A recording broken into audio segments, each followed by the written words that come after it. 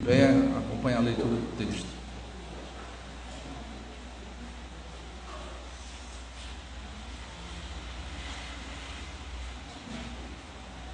Romanos 5, 12 a 14 diz: Portanto, assim como por um só homem entrou o pecado no mundo, e pelo pecado a morte, e assim a morte passou a todos os homens, porque todos pecaram.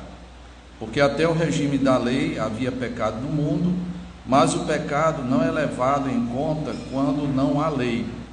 Entretanto, reinou a morte desde Adão até Moisés, mesmo sobre aqueles que não pecaram, à semelhança da transgressão de Adão, o qual prefigurava aquele que havia de vir.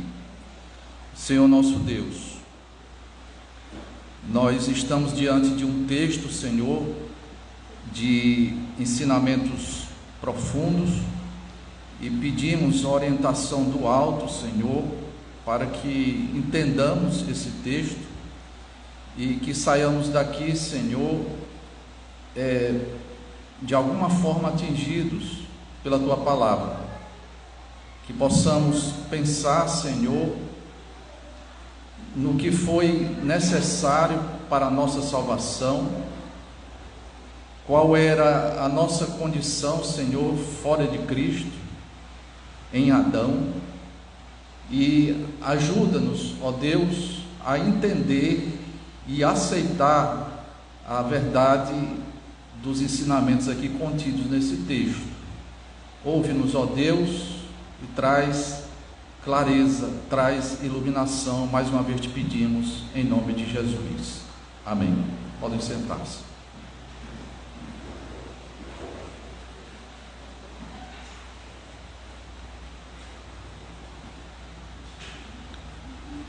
Irmãos, de há muito nós deixamos o porto e estamos em águas profundas. Dizem que o mar, quanto mais distante da terra, quando você não avista mais a terra, ele tem aquela cor escura, azul marinho. E por assim dizer, nós estamos num texto de altíssima profundidade. E é importante a gente entender o que é que o apóstolo Paulo quer ensinar exatamente nesse momento. Aí a gente vai dar uma visão do todo. Todo o restante do capítulo 5, a partir do versículo 12, o apóstolo Paulo, ele vai traçar um paralelo entre Adão e Cristo. Ele vai dizer que Adão, além de ter sido o primeiro homem, ele também tinha uma característica muito interessante. Ele era o representante de toda a humanidade de todos os tempos. O mesmo princípio vai ser aplicado a Jesus Cristo. Jesus Cristo, ele também tem essa característica de ser o representante de uma coletividade. O princípio que está por trás desse texto é o ato de um atingindo a coletividade. O que aconteceu com Adão teve consequências para toda a raça humana, todo o gênero humano.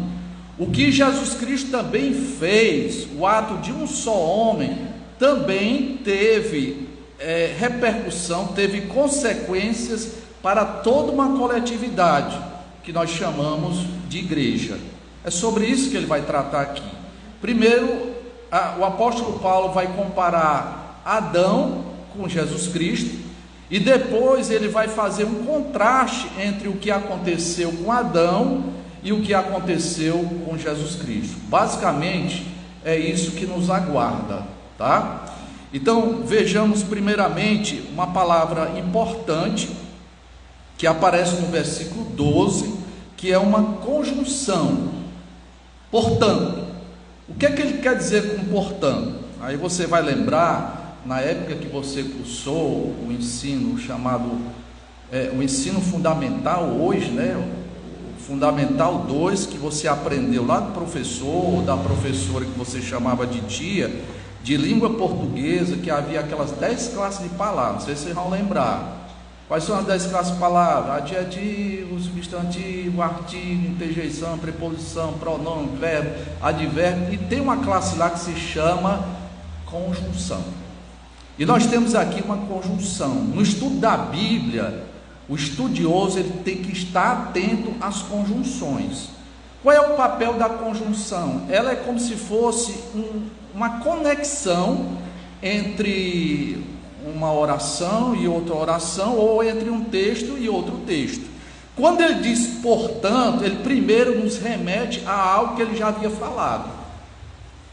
Além dele conectar as partes desse texto para que nós vejamos o todo, o apóstolo Paulo, ele argumenta de uma forma muito lógica. Então, ele disse algo anterior, versículo 12, que ele quer agora aprofundar. Ele diz que nós somos reconciliados em Cristo Jesus, que graças à morte de Cristo Jesus, nós desfrutamos de uma salvação. Não percam de vista que o apóstolo Paulo ainda discorre sobre a doutrina da justificação pela fé somente. Veja o quanto o apóstolo Paulo já falou sobre essa maravilhosa doutrina. E cada vez que ele retoma esse ensinamento, essa temática, ele acrescenta alguns aspectos a mais. Isso é muito bom, porque nós aprendemos também com o apóstolo Paulo. Além de recordar, nós vamos nos aprofundando cada vez mais nessa maneira de Deus salvar o ser humano perdido, que é a justificação pela fé somente. Começando no capítulo 5, o apóstolo Paulo, ele falou de vários frutos ou consequências da justificação pela fé, que nós estamos em paz com Deus, que nós adentramos, temos acesso a esse ambiente de graça, de que também nós podemos nos gloriar numa esperança, de uma certeza de promessas no porvir. Nós vimos que até as tribulações devem ser bem recebidas pelo crente, tendo em vista o que isso produz na nossa vida. É também pela justificação que nós temos um ato da parte de Deus, que ele traz uma experiência subjetiva de que nós somos amados por Deus. Isso é uma maneira de você ter uma certeza da sua salvação. E até o final do versículo 11, ele demonstrou o amor de Deus por nós, objetivamente falando. Como é que Deus demonstrou o seu amor por nós? Quando nós éramos ímpios, quando nós éramos inimigos, pecadores, o Senhor Deus mandou o seu Filho. E agora ele vai continuar a tratar disso. Por isso que ele diz, portanto, nos remete a todas essas coisas que ele já falou. E agora ele vai abrir a lupa e vai demonstrar o seguinte. Talvez alguém tenha questionado, mas como é que pode? Como é que alguém como Jesus Cristo pode salvar tantas pessoas, né? Como é que um influencia a coletividade? Aí o apóstolo Paulo vai tratar sobre isso agora, que de fato o que Cristo realizou tem repercussão para muitas pessoas que nós chamamos de igreja. E ele, pensando nisso, como eu disse, ele vai traçar esse paralelo entre Adão e Jesus. Veja isso no decorrer do capítulo 12. Portanto, assim como por um só homem entrou o pecado no mundo. Ele faz uma afirmação que claramente ele vai mencionar lá na frente, que ele está falando de Adão. Nós conhecemos, irmãos, pelas Sagradas Escrituras, pelos capítulos iniciais de Gênesis, como foi a criação do mundo. Deus criou todas as coisas, Deus preparou esse ambiente que nós chamamos de terra, e finalmente ele criou a criatura mais importante, que foi a única criatura que foi criada com a imagem e semelhança do Deus Todo-Poderoso. Esse homem, ele foi colocado num ambiente edílico. Deus percebeu que era necessário uma auxiliadora que lhe fosse idônea, e pela primeira vez nas Sagradas Escrituras, nós temos ali uma breve poesia, porque Deus fez com que aquele homem caísse num sono profundo, e tirou do seu lado uma costela, e dali ele pegou o DNA daquele homem a partir da costela, e constituiu uma mulher para ser a sua companheira. E Deus, irmãos, quando Ele se relaciona com os seres humanos, Ele sempre estabelece pactos ou aliança. Ele firmou um pacto ou uma aliança com o nosso primeiro pai, que coincide como sendo o primeiro homem criado. E a lei lá era muito simples. Olha, você pode usufruir de todas essas benesses que você tem aqui no jardim do Éden, mas você não pode comer do fruto daquela árvore. A regra era essa, um mandamento muito simples. O que aconteceu, irmãos? Capítulo 3 de Gênesis, aparece um ser malévolo que distorce as palavras de Deus, e o resultado é que a mulher e também o homem desobedeceram a Deus. E é isso que o apóstolo Paulo está asseverando no versículo 12. Porque por um só homem entrou o pecado no mundo. Qual foi a porta de acesso do pecado no mundo? Não é só a humanidade, não. É o mundo, inclusive o planeta Terra, porque tudo foi afetado a partir de então. A porta de entrada foi Adão. É a primeira coisa que ele está falando aqui. E eu sei que quando nós falamos de Adão, surge toda uma série de questionamentos.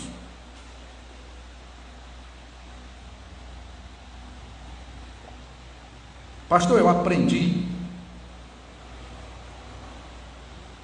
lá na minha escola, e mais ainda no ambiente universitário, que essa história de Adão é um relato mitológico. Nós temos ali não uma narrativa factual, nós temos ali apenas uma saga. Era uma maneira dos antigos explicarem a origem de todas as coisas. Pastor, eu acho que nós não deveríamos tratar, e nem é importante tratarmos desse assunto de Adão. Adão não foi um personagem histórico. Adão é uma criação de um escritor muito antigo. Irmãos, a gente tem que ter cuidado com isso, porque o apóstolo Paulo acreditava em Adão como sendo um personagem histórico, da mesma forma que ele acreditava em Jesus como sendo um personagem histórico. Mas talvez você ainda se sinta constrangido. Pastor, mas tem um teólogo que ele falou e me deixou mais tranquilo em relação a isso. Ele é um teólogo até ortodoxo, mas ele também não acredita nos 3 primeiros capítulos da Bíblia, ou quem sabe nos 11 primeiros capítulos da Bíblia. E aí, pastor? Aí você vai dizer o seguinte: pastor, desde 1859, que coincide o mesmo ano que os presbiterianos, o Asbel Salles chegou no Brasil, foi publicada uma obra revolucionária. Charles Darwin, ele escreveu A Origem das Espécies. E desde então, a partir daquela obra, o mundo tem considerado e tem feito uma comparação entre o que o Charles Darwin defendeu e o que a Bíblia diz, e não bate. E talvez você diga: pastor, já foi cientificamente comprovado que o que Darwin falou, que nós somos, o ser humano é meramente um processo evolutivo, ele está com a razão. Cientificamente comprovado. Interessante esse tipo de linguagem, que tem um impacto, né? Vamos pensar um pouco mais sobre isso. Recentemente eu precisei de um técnico para fazer um serviço lá em casa. E o técnico não fez um bom serviço. Aí eu insisti: rapaz, ainda está pior do que estava. Aí dessa segunda vez ele foi diligente, resolveu o problema. Aí eu perguntei: e aí o que era? Aí ele respondeu da seguinte forma: ajustes técnicos. Palavra bonita, né? Sabe o que é ajustes técnicos? Gambiarra. Porque se ele falasse assim: eu fiz uma gambiarra, aí ele disse: olha, eu paguei para você fazer o serviço direito e não gambiarra. Mas quando você diz assim, ajustes técnicos, fica mais fácil de digerir, parece que anestesia a gente. Outro exemplo de linguagem, essa discussão de ideologia de gênero. Quando a gente começa a discutir, aí alguém diz assim: homofóbico. Aí você se sente constrangido e para de argumentar. Esse tipo de termo usado é como é um cala-boca. Não posso discutir, eu tenho que simplesmente aceitar o que você está dizendo sem discussão, porque se você colocar em questionamento determinadas coisas, você é homofóbico. Aí eu chego à expressão: foi cientificamente comprovado. Esse cientificamente comprovado, você quer dizer que agora não se discute, que a ciência é infalível, e quando os cientistas têm determinadas teorias e apresentam essas teorias, e essas teorias têm uma certa razoabilidade e têm prestígio e aceitação, nós temos que concordar tacitamente. Cientificamente comprovado é um cala-boca também. A teoria de Darwin não é algo que você pode bater o martelo e dizer assim: isso aqui está cientificamente comprovado. É uma teoria, uma tentativa de explicar a origem do homem e a origem do mundo. Com toda a dificuldade que isso possa gerar, eu assumo, assim como o apóstolo Paulo, de que havia um personagem histórico chamado Adão. E digo mais: Jesus Cristo acreditava na mesma coisa. Abra sua Bíblia no Evangelho segundo Marcos, capítulo 10, versículo 6.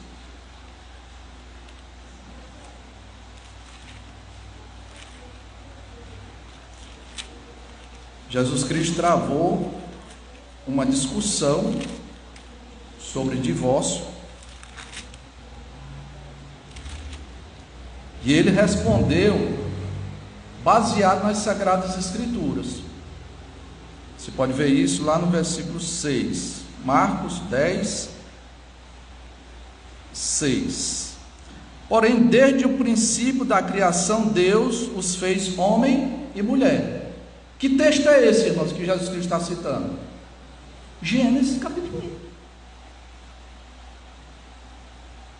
Versículo 7. Por isso deixará o homem a seu pai e a sua mãe, e unir-se-á a sua mulher, e com a sua mulher serão os dois uma só carne, de modo que já não são dois, mas uma só carne.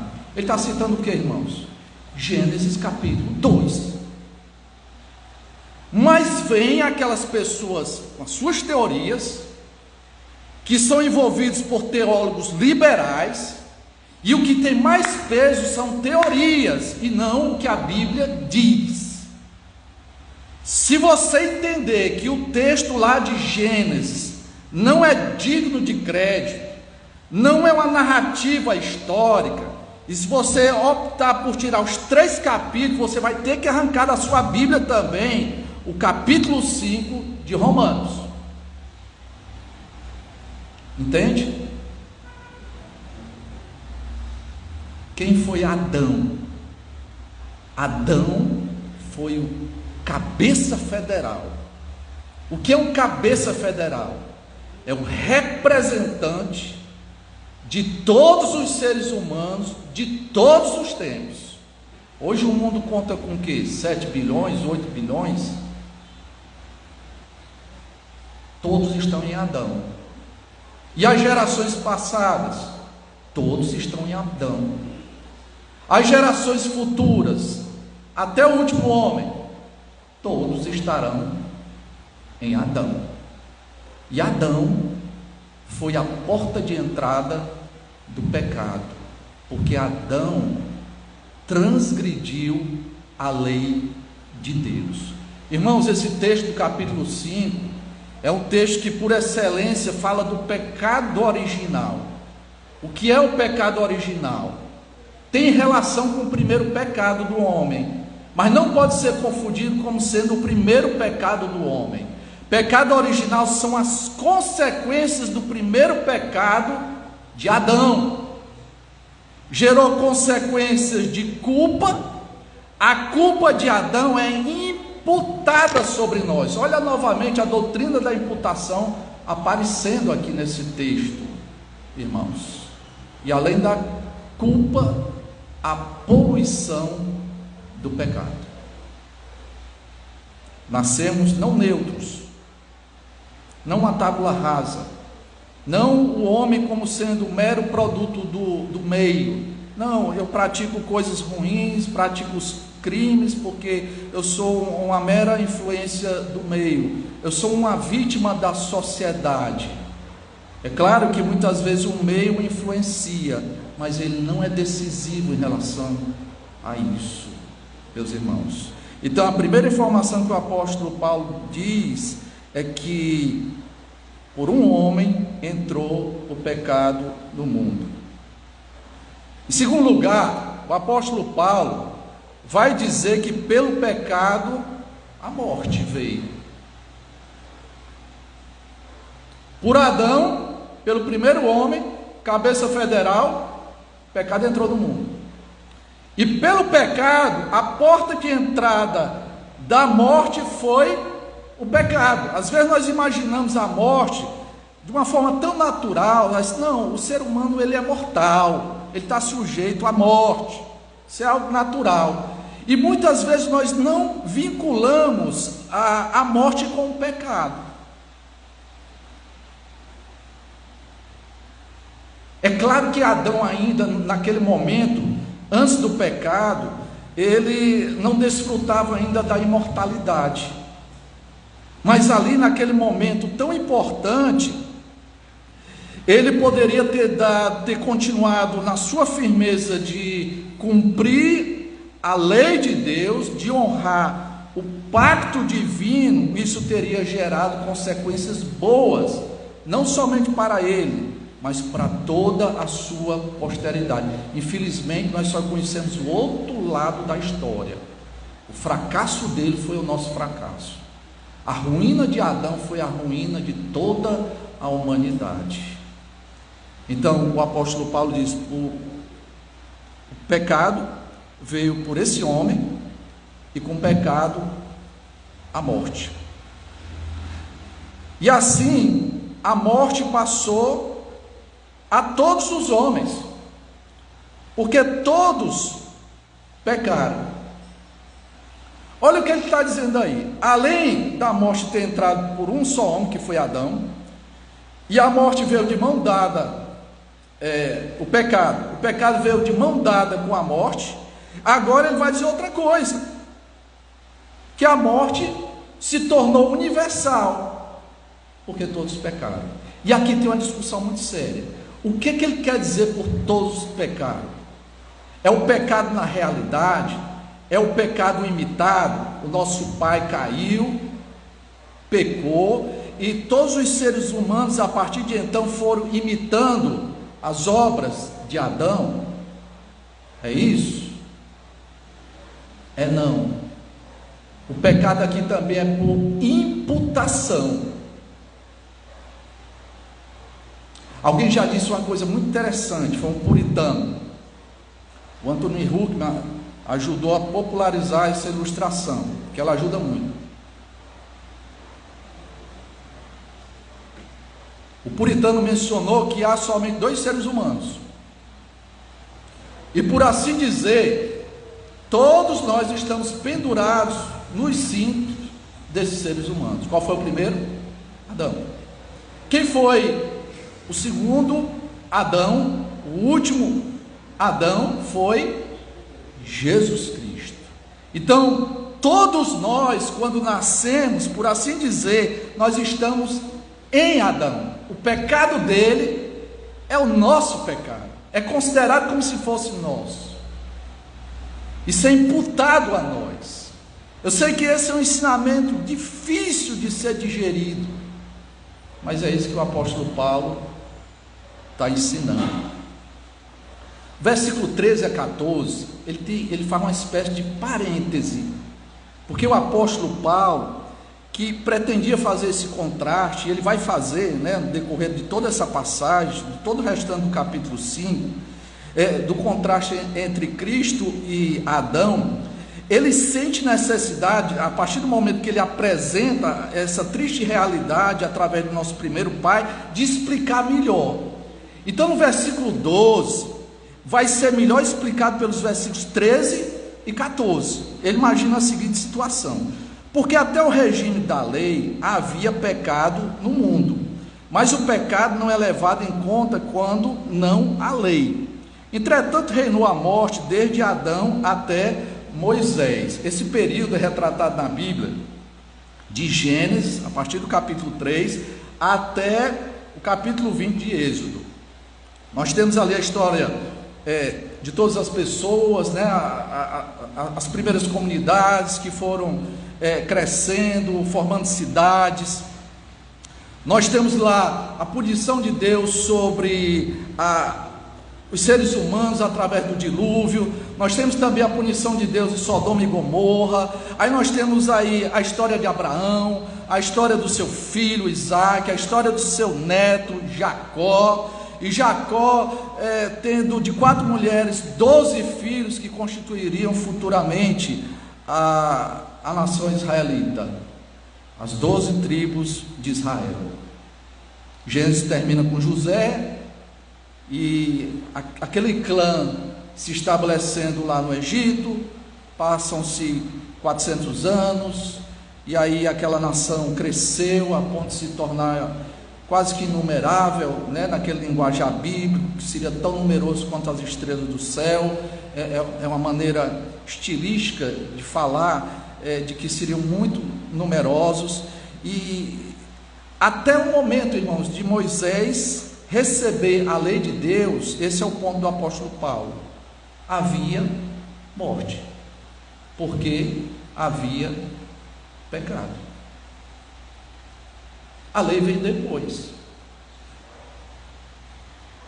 O que é a lei?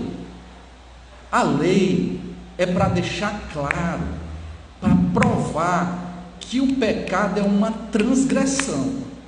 O apóstolo Paulo já havia falado que a lei está internalizada no coração do homem, mas era necessário que uma lei objetiva, para ficar bem categorizado que a lei era transgressão contra a lei do próprio Deus, foi necessário que o Senhor deixasse bem claro a sua vontade no formato de mandamentos.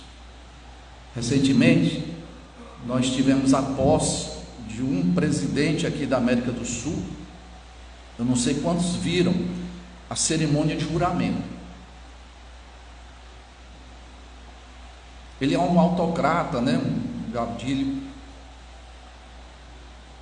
E o que aquele homem falou?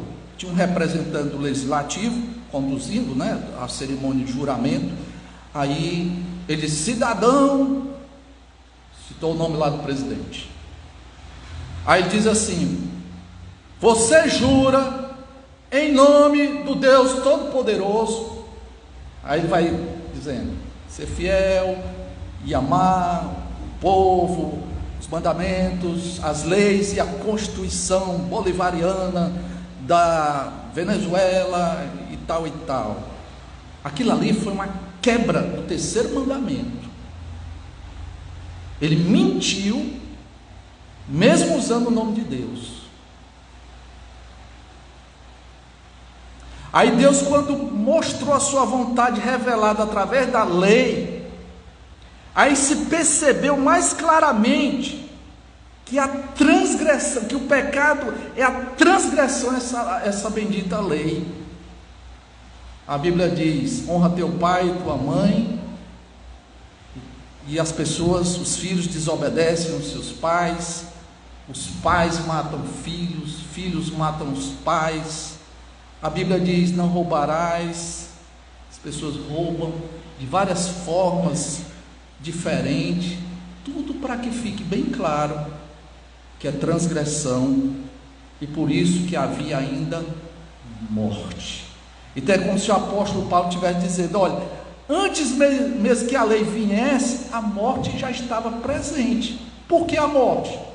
Porque o salário do pecado é a morte, a consequência do pecado é a morte. Então isso quer dizer que a explicação é que esse pecado foi imputado em todas as pessoas que viveram, mesmo antes de Moisés.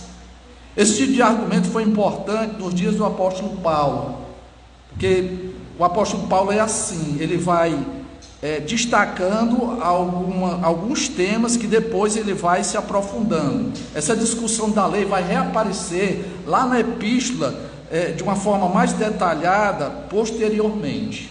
Isso era importante. Mas deixa eu usar um exemplo nosso para você perceber o que está aqui por trás. Vamos imaginar uma criança, um feto que morre no ventre da mãe,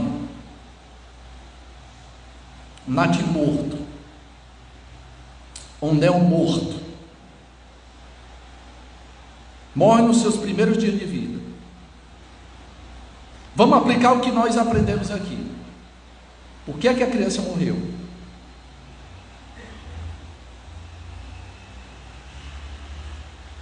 Por causa do pecado. Mas ela pecou? Não. Por que ela morreu? Ela não praticou o pecado real, mas o pecado de Adão estava sobre ela. Por isso que as crianças morrem. Entende isso?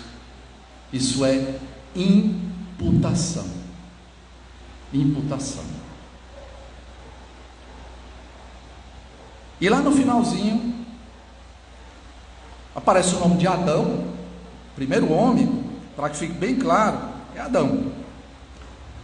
Não pecar a semelhança da transgressão de Adão, a ele chama de Adão como aquele que prefigurava o que havia de vir. Quem é esse que havia de vir? Jesus. O que é essa prefiguração? É um modelo.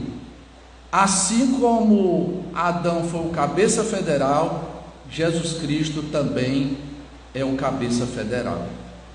Basicamente é isso que ele está dizendo. O que é que nós podemos aprender com esse texto? Primeiro, como eu disse, é um ensinamento difícil de digerir. E talvez você esteja dizendo o seguinte: isso é justo?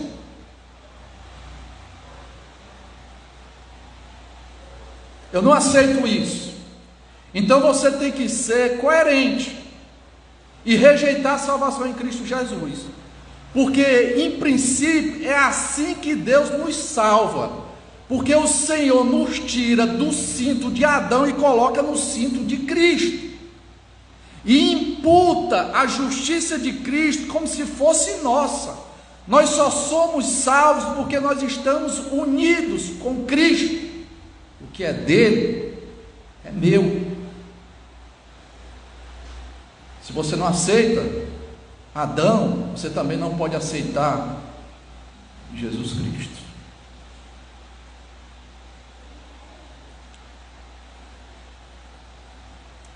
Segundo lugar, eu não aceito o meu representante. Eu queria representar a mim mesmo.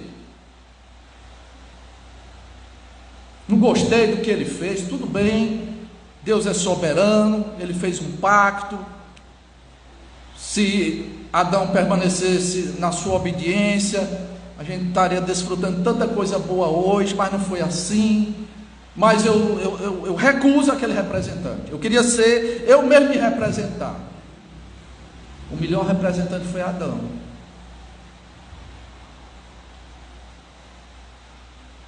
No melhor ambiente possível. O mundo ainda não havia experimentado a entrada do pecado. O ambiente era idílico. Mas não, vai que Adão estava num momento difícil da sua vida, brigou com Eva, teve alguma chateação no dia. Essas coisas advêm depois do pecado. Um ambiente maravilhoso. E esse homem foi dotado de arbítrio. Todo ser humano tem arbítrio. O que é arbítrio? O exercício da sua vontade. Só que com Adão ele tinha o arbítrio livre. Como dizia Santo Agostinho, ele poderia pecar ou não pecar. Isso é próprio de quem tem o livre arbítrio. Há uma discussão hoje, né? Hoje nós temos livre-arbítrio, nós temos arbítrio, mas o nosso arbítrio não é livre. A nossa vontade é maculada, é envolvida pelo pecado. Nós fazemos as nossas escolhas, sim, mas são escolhas por aquilo que não presta. Assim que Adão caiu e todo ser humano caiu com ele, perdeu-se o livre-arbítrio. Perdemos a capacidade de dizer assim: eu posso não pecar. Faça a prova dos 9. Diga, assuma a partir de hoje eu não peco mais. E logo logo você vai perceber que isso é impossível, porque você é escravo do pecado. Nós fomos representados pela melhor pessoa possível, mas infelizmente a ruína dele foi a nossa ruína. Outra aplicação: olhe para a Bíblia não com desconfiança. Pior coisa do mundo quando você começa a duvidar das suas crenças e acreditar nas suas dúvidas. O que é infalível não é a ciência. Nós não desprezamos a ciência, de maneira nenhuma. O método científico trouxe boa contribuição para o mundo. Mas muitas vezes, atrelado ao método científico, existe uma visão muito humanista, que tende a olhar para as Sagradas Escrituras com desconfiança e com desprezo. E na prática nós acabamos por aderir e também a fenecer e a nos entregarmos a valores que são próprios da nossa cultura.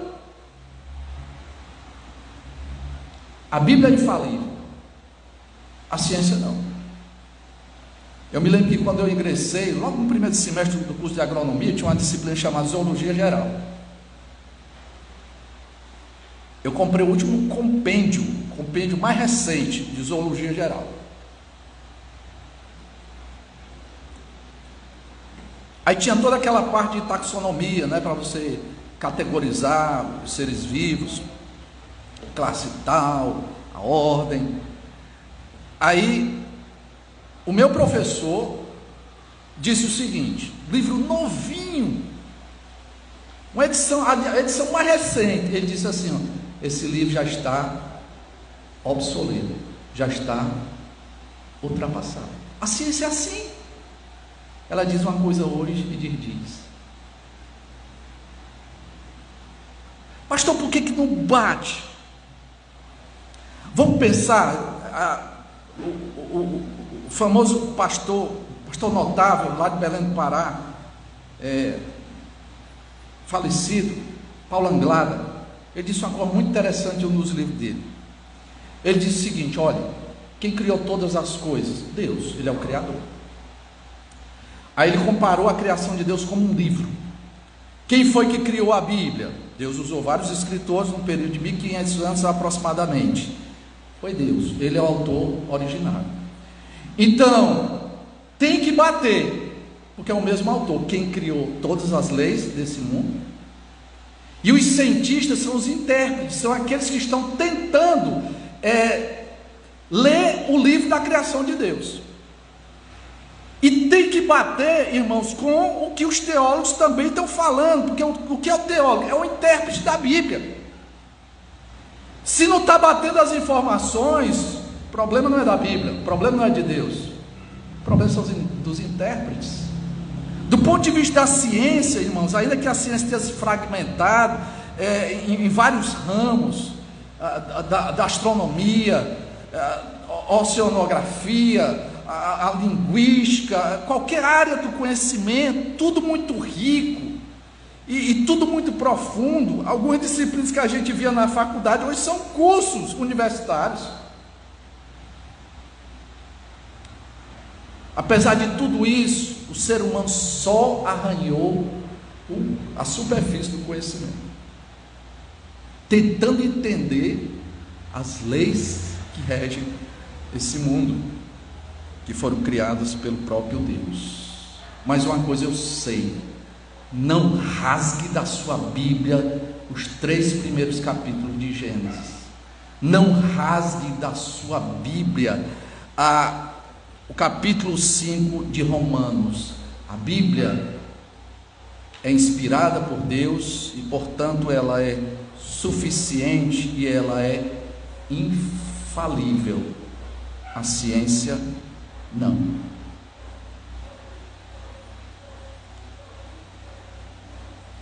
Ainda bem que sua netinha veio até a frente aqui, que aí eu me lembrei do outro ponto, senão eu teria esquecido. Vamos falar das crianças.